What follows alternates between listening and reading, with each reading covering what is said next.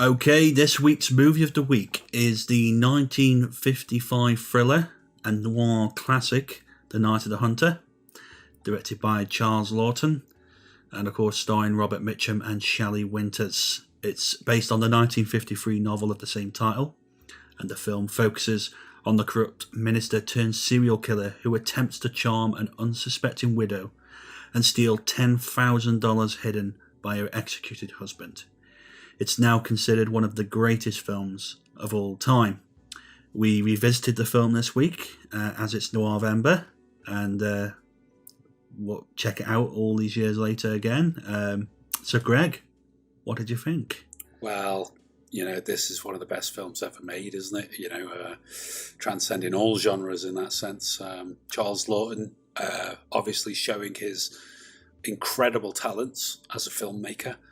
The only film he ever directed, because obviously he's known as the actor rather than as a film director. But I know that Robert Mitchum considered him to be a genius. And one interview I seen where they were asking him, I don't know whether the guy was running out of good questions to ask or something, but he says to Mitchum at one point, "Did you ever offer any advice on the script or have any input into the script?" And Mitchum says, "What, with Charles Laughton?"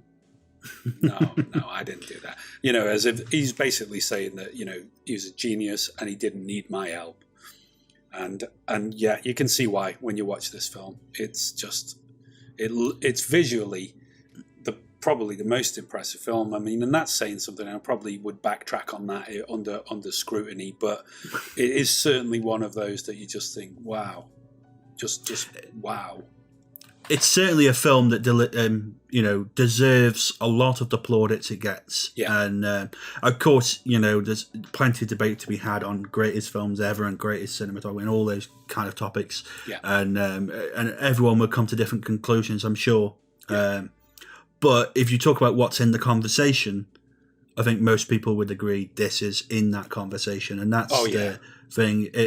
Few films reach the genius that this film reaches, and I think the thing I always think for its time, because noir is dark cinema. Noir is cinema that is so it went to places that other films didn't.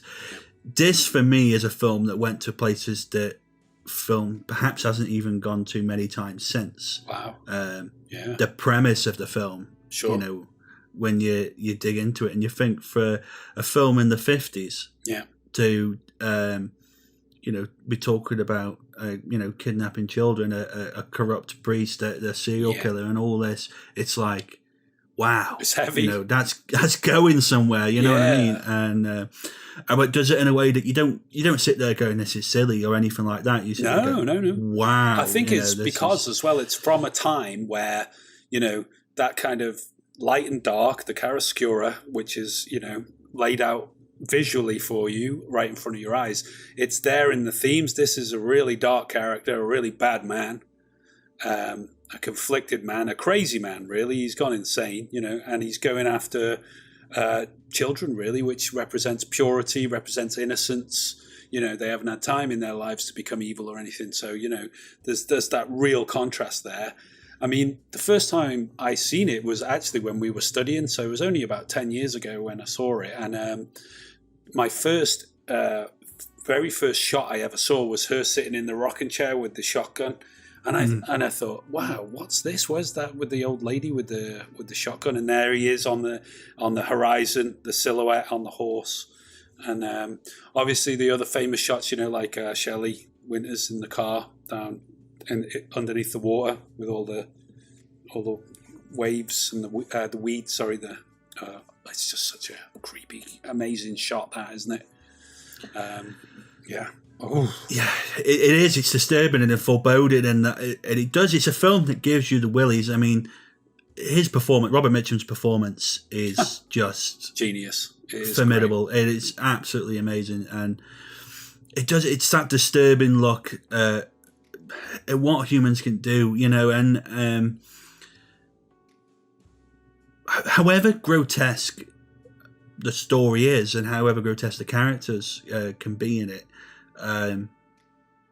You're just there with them. It's weird. It's weird that you're kind of there with them all the way. Like, oh yeah, you invest into it. Yeah. and it's quite something to pull off, really, because sometimes you can go too far, and Oh yeah, something becomes so removed from emotional reality that you kind of go, well, I can't sit with this anymore. It's a but turn this off. you're there, yeah, and but this you sit with it and you go, wow, and you know, it's gothic cinema, it's noir cinema, and it's a real landmark piece of American cinema to me. It's up there with. It's a standalone. It's just absolutely brilliant.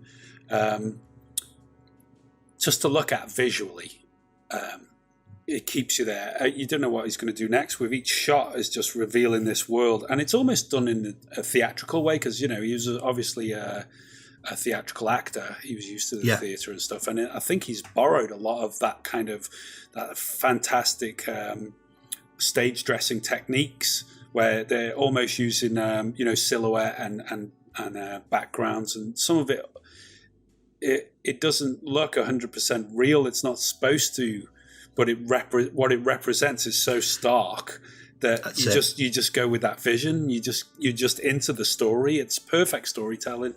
Great performances. It looks good. There's good music. It's just, if you haven't seen Night of the Hunter, you've got to go see that. It's just an amazing film. That's it. If you haven't seen it, go watch it now. It is, as we say, it's considered one of the greatest films ever. Yeah. I would say it's one of the greatest films ever made, and it's a very important milestone in American cinema. Absolutely. So there we go, Night of the Hunter. I mean, if you have seen it and you think we've missed something out, let us know in the comments. Let us know what you think of that seminal film noir, and we'd love to hear from you.